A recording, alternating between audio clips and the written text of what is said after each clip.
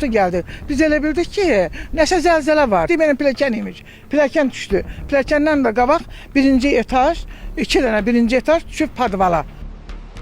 Goranboyda 5 mərtəbəli binanın birinci mərtəbəsinin döşəməsi çöküb. Hadisə rayonun Cəfər Cabbarlı küçəsində qeydə alınıb.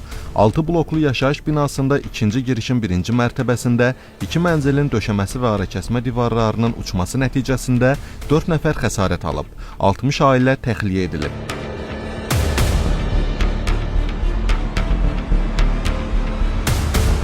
İnsanlara zəruri yardımlar göstərilib, həm təcili yardım xidməti rayon səhiyyə şöbəsi tərəfindən və digər qurumlar tərəfindən hal-hazırda insanların 3 otu aparılır, orada yaşayan insanların qeydiyyatı aparılır və onların Fövqəladə Hallar Nazirliyinin ekspertizasının rəyinə uyğun sonraki istiqamətdə işlər davamlı aparılacaqdır. Ümumi vəziyyət nəzarətdədir, hamımız yerimizdədir, heç bir narahatçılıq yoxdur, heç bir problemimiz yox. Mən 3-cü mərtəbədə yaşayıram. Mən yaşadığım binanın elə bir otağın birinci mərtəbəsi tamamilə padvala düşübdür.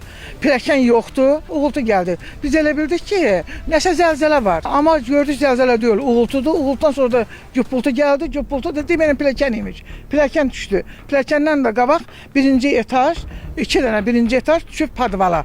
Orada yaşlı qadınlar vardı, düzdür, yaralanıblar. Təcili yardım gəldi, kömək elədi.